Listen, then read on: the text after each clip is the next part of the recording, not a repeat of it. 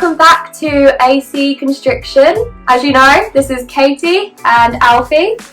In today's video, we thought we'd go through how we started our own ball python breeding setup and how you can too, and a few tips and tricks that we've learned along the way. Also, at the end of the video, we'll be doing Guess the Morph because I'm not too familiar with the genetics just yet. So we'll see how that goes. So while we do snake breeding part-time, unfortunately that is not all we do. So in the meantime, I am currently a full-time university student studying law with some part-time jobs as well. And part-time in retail when I'm not here. Yeah, so that's our funding for the snake room it's so far. All just for this, just for the snakes. But hopefully in the next few years we'll be able to make this a full-time business. I am going to use the B word. Business. And maybe this could be what we do full-time, because we both really love what we're doing and it's something that we both enjoy together. So if we can do it, we will. Business partners.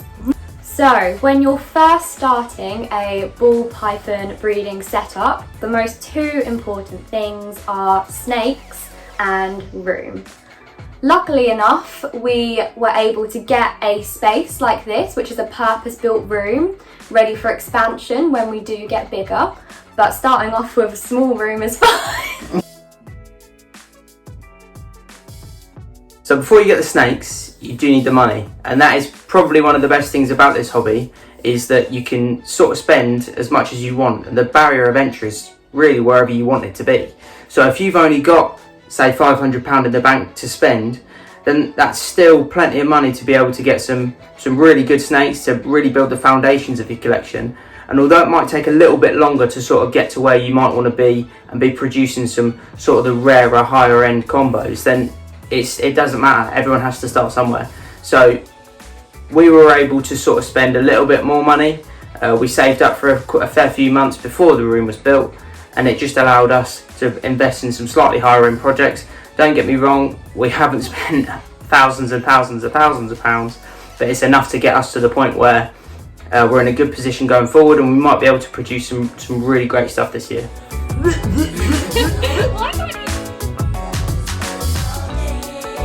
See, being slightly younger, I'm sure you could probably tell, we are both only 19, 20 this year, believe it or not. It just means we haven't got bags and bags and bags of money to spend. So working in retail for me it's a means to an end, you know. So we don't have tons of money, and I'm sure, as you can probably see by the facial expressions on my missus' face, me chucking loads of money at this. Yeah. So we have to make some sacrifices.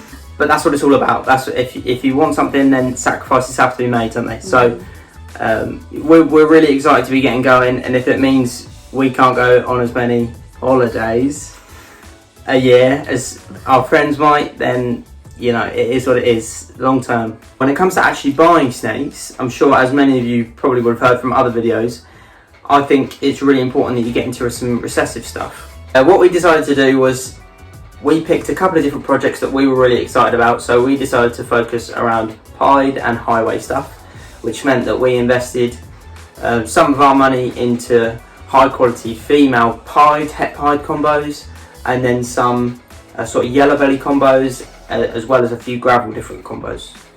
Something that is really important is that you always buy off breeders that are familiar to you or that you do trust. So usually things like social media will be good for that, and reviews. So for example, one of the first girls we bought was this banana pastel het pied female.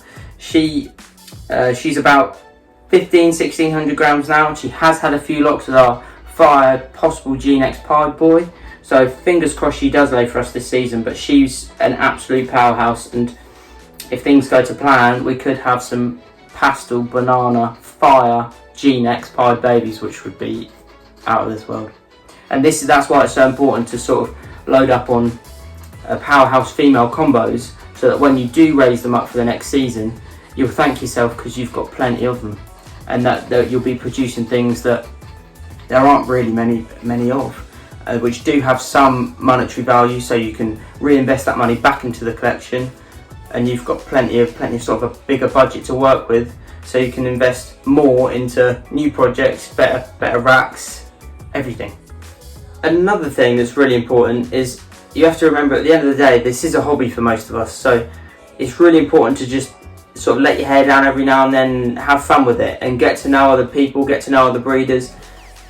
99% of the people in this community are really lovely people, so learn from people, take advice off of people, and everyone's always got something to learn. So it's really important that you do build relationships with other people within the community. Just have fun. As you can probably tell, I am not great at the genetic side of the pythons, if that's the term.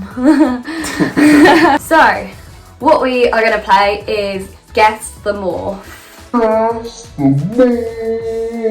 So what we thought we'd do is take out one of the snakes and see if she can guess what's in it. This boy is my absolute favourite because he is so handsome. I'm gonna say he is a pied, no, a yellow belly, banana, a pastel. He's a pastel, super pastel, gravel. Yeah. Het pied.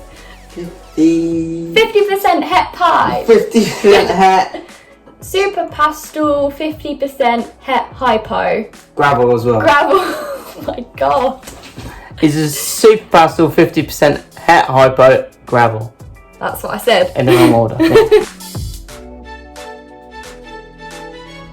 I don't know this one. A black pastel. A banana. Oh my god, what? Clown? What is she? She is a fire female. Is that all she's called? That's all she is. She's just a fire female. A fire female. This one I wouldn't have guessed.